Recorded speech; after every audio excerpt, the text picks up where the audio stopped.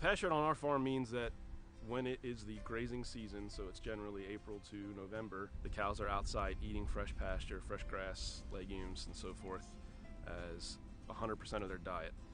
We'll change that up if it starts to get droughty, and we'll start to feed them some hay, but otherwise they are outside 23 hours a day getting fresh grass, 1 hour a day getting milked. In the wintertime, our cows are fed all the forages that we grow on the farm in hay form. So we grow both dry hay and baleage, which is a wet fermented product similar to sauerkraut. The cows are always fed grass of some form. The true definition of 100% grass-fed beef is that the whole life of the animal, they got to be consuming grass.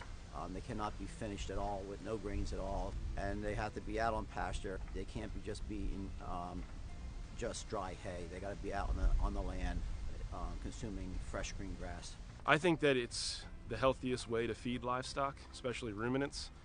They are designed to eat grass and nothing else, and when they're outside on fresh grass, they produce, in my opinion, the healthiest, cleanest, purest milk. When you start to feed grain to a ruminant, it changes the pH in the rumen, and it lowers the pH and creates an environment that's not natural to the cow. And then from that point, the fatty acid structure of the milk can change, and instead of having a high omega-3 fatty acid, which is what we're striving for, we get the inverse and we drive up the omega-6 fatty acids. And I think that is a issue with a lot of Americans' diet right now. We have an inverse relationship with omega-6 versus omega-3, and we want to change that. We really have a dairy that I wanted to strive for when we started, which is a very healthy environment for the cows. They get to stick around in the herd a long time. They're not under a lot of stress, and they produce the amount of milk that we need them to produce for our customers, and the rest of what the calves have, and we grow really strong, healthy calves. Raw milk is milk that is in its natural form. It's not pasteurized or cooked to a high temperature to destroy both the enzymes and a lot of the proteins that are in the milk. You can actually taste the pasture, you can taste the grass. And really it's one of those things where I can talk about it all day, but until you get out and you try it and you see the difference for yourself, it's almost a spiritual experience. There's probably two benefits. One is the environmental benefit, reducing carbon emissions in the atmosphere.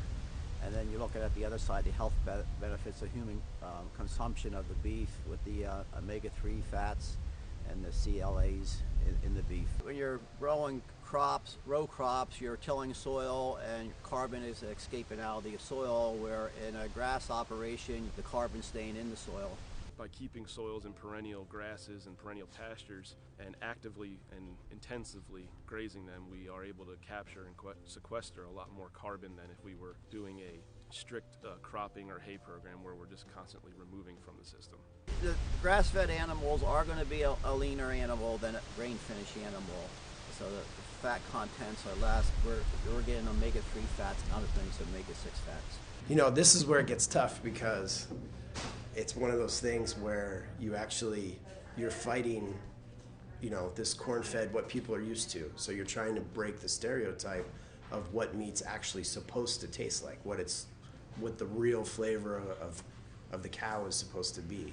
It has to do with a little bit of education to the customer to say when they're ordering grass-fed, you know, this cow is raised the way it's supposed to be, and you're going to taste it. Pick up your local foods guide to find healthy pastured livestock products at a farm near you.